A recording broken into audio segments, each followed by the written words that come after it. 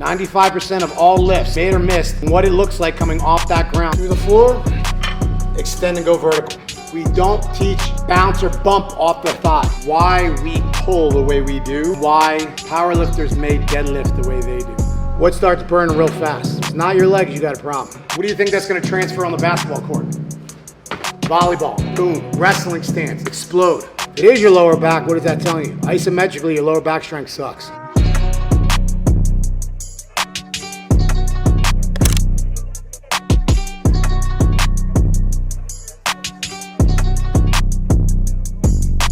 Coach Joe Micela, Performance One Advanced Sports Training. I started it late. Sorry.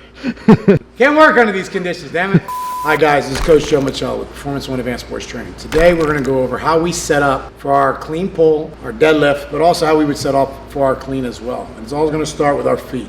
We're going to come up to the bar. Our feet, we put the bar right underneath our metatarsals of our feet.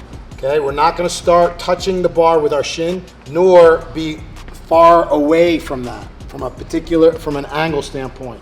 So we set up to the bar. We're looking at putting our middle of our shoelaces, okay, underneath the bar. We like to take a stance that is roughly about hip width, give or take about an inch, with our toes slightly flailed out to the side, okay? Not directly straight ahead at 12 o'clock, slightly at about a little bit off from 11 and 1. We don't want to be 10 and 2, okay? From there, we're going to put our hands on the bar. For a guy about my height, I'm about 6 feet tall, I'm looking at about a 1 thumb distance off of that knurling line. Depending on how tall you are, it's going to be narrower or even a little slightly out of that. From that position, we're going to do what we call a top-down set. So once we get our hands set on the bar, I'm going to pre-stretch my hamstrings, pulling myself down to the bar. As I do that, I'm taking the slack or the tension out of the bar, pulling myself down, raising my chest up. In this position, okay, I want my chest out. I want all that tension, okay, the slack pulled out of my arms. I'm using my lats and my hamstrings to pull myself down with my chest up. From here, I decide to push through the ground. The chest is coming up first. I'm not gonna lift my ass up first. Chest comes up, I'm driving. Close to my body, transitioning past the knees, up into our fully extended position. We also teach to return that bar back the same way it came up. I wanna do that movement in reverse.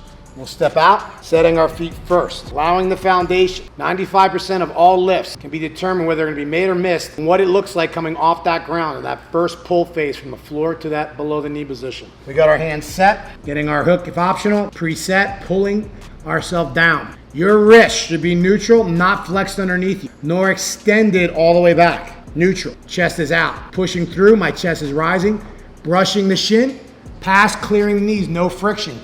Creating friction at the thighs when we finish vertically up. We are resisting the temptation of going into the bar. We want the bar to come towards us, loading up our body as we thrust and extend our body. Okay, extend through the legs. Chest is vertical. I'm not gonna kick my legs out completely, locking them, and then it just becomes this whip. We let the bar roll away from us, what's gonna happen, it's gonna loop around us and bounce off the thigh. We don't teach bounce or bump off the thigh. We teach a brush of the body. Again, reset. Take the slack out of the bar, chest is up. Push through the floor, extend and go vertical. So whether I'm just now doing my deadlift, set, push, stop, back down.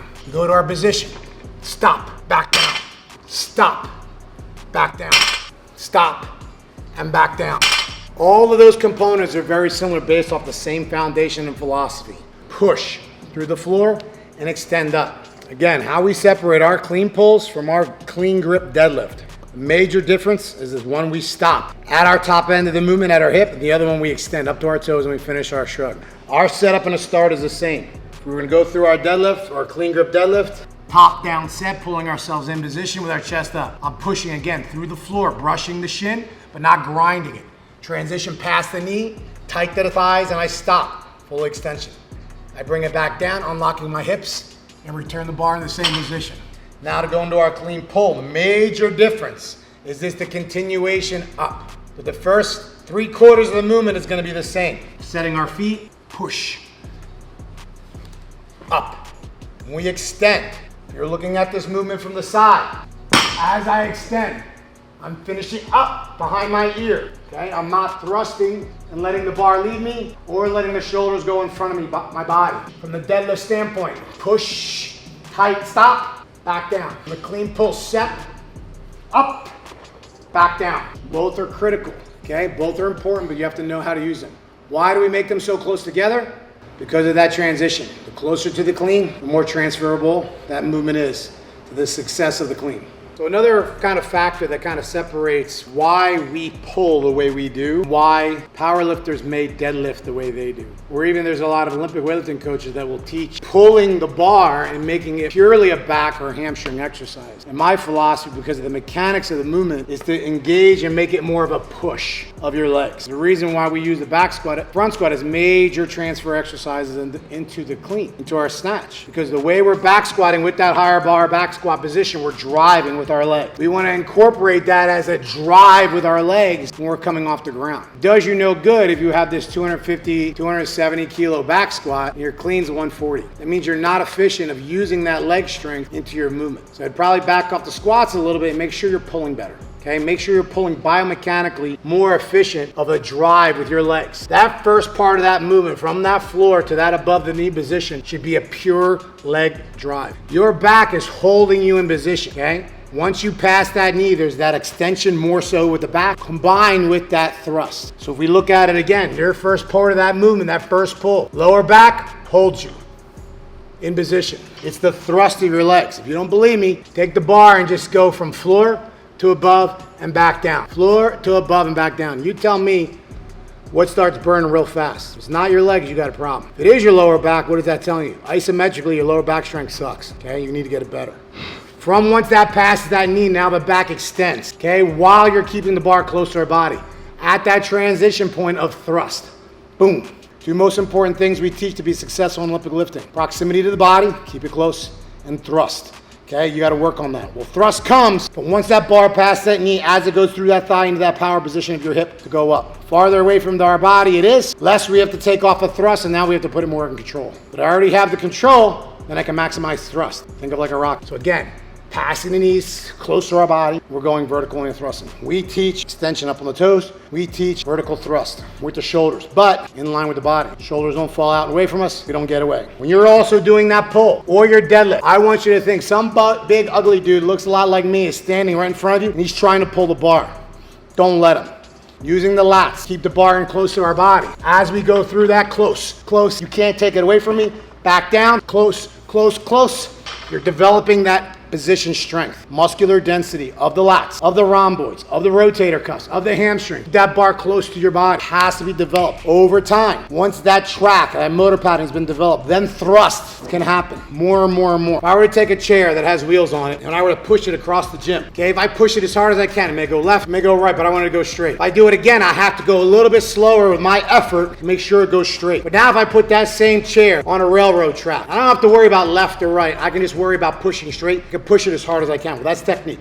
Okay, that's our motor pattern development that we're trying to get here. That isometric control, that bar path is not deviating out and away from our body. That takes time. Go slow, learn your pulls slow, then you'll pick them up. Don't lose position with your pulls. Some people overemphasize and now will say, hey, I'm gonna do pulls with 300 kilos. They're still only cleaning 100. What's the problem with that? 'Cause it probably looks like just a max out effort deadlift. We wanna make sure that they have technique and position. The second technique and position starts breaking down with your pull, go back down. In reality, most people should not pull more than about 125% of their best clean, 130%. Again, it depends on how strong you are, but in reality, if you don't really need to do more than that, you're pulling again, 200 kilos, 440 pounds, you're only cleaning 100, there's a problem. Now, as you get stronger and stronger and stronger, it's probably not gonna get more than that. One of our better guys, he cleaned 180 kilos. He probably never did routinely pulls above 200, okay? And that puts it right in that front. That was me. That was that, okay? But again, that became very efficient. Plus, you're not beating the guy up with excessively heavy weights and accessory movements that are not directly transferring over, okay? Because heavy clean pulls, heavy deadlifts will have a taxing effect on the body. You have to think about what is our main goal. Is it clean and jerks? Or is that? So we want to put it in that. So,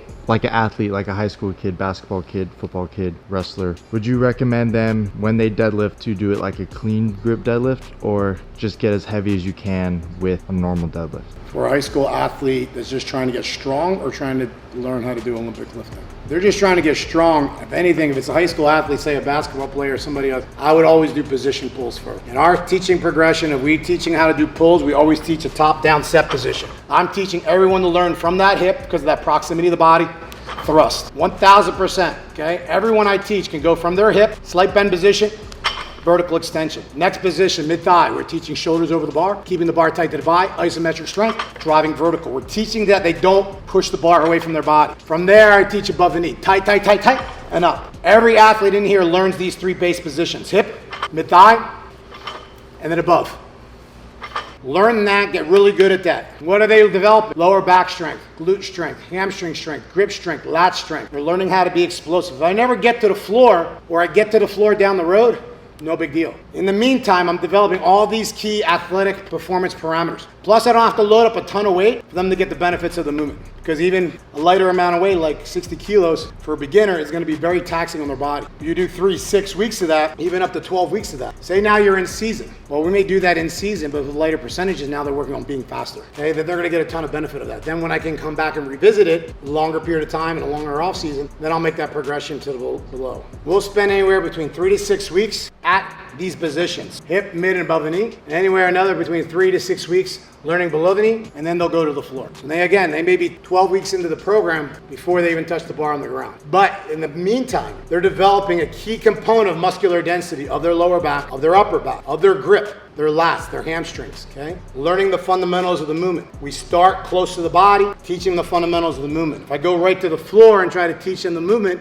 a lot of things can get messed up. They don't have the flexibility, they don't have the strength, they don't have the general coordination, they don't understand how to pass the knees. But if I can be here and go boom, I go mid-thigh, keep it tight, go explode, okay? What do you think that's gonna transfer on the basketball court? Volleyball, boom. Wrestling stance, explode. We can teach them that while they're still working on other things. So whether they're beginner, they're in season, again, we just don't feel they're ready. We are gonna stay at these positions. Again, they'll get really good at that. And then we move on to the lower position, to the floor. Now we have something to work on. So then when they do now pass that knee, they move into a familiar zone. Because we've just been 6 weeks working on above the knee. This may be new in this first week or two going below the knee, but once they get here, it's like, oh, I'm familiar. Boom. Now I go into my comfort zone, I go into my locked position. Now I can move faster. I teach a top-down part whole method. We teach parts, we build them together, they get good at those individual parts, and then we put it all together. We're learning the movement, we're developing the muscles that are necessary for that particular movement pattern, and then we build, and we build, and we build. Don't rush it. The biggest thing is don't rush it. Okay, people want the benefits of these movements. So when you do get to the floor, you set a foundation of this 6 to 8 to 12 weeks of them learning posture, learning muscular density, developing muscular density of their hips and their lower back. So when they go to the floor, you have less mistakes. Not only you have technical less mistakes, you have now built a foundation that now they can handle the weight without getting compromised. Okay, that's a huge thing, along with other movements that you're doing, but these are key. I'm Coach Joe Micela, Performance One Advanced Sports Training. For more questions or information, reach out to us at www.performance1.net or on Instagram or Facebook. If you have a question, comment down below. We'd love to hear from you.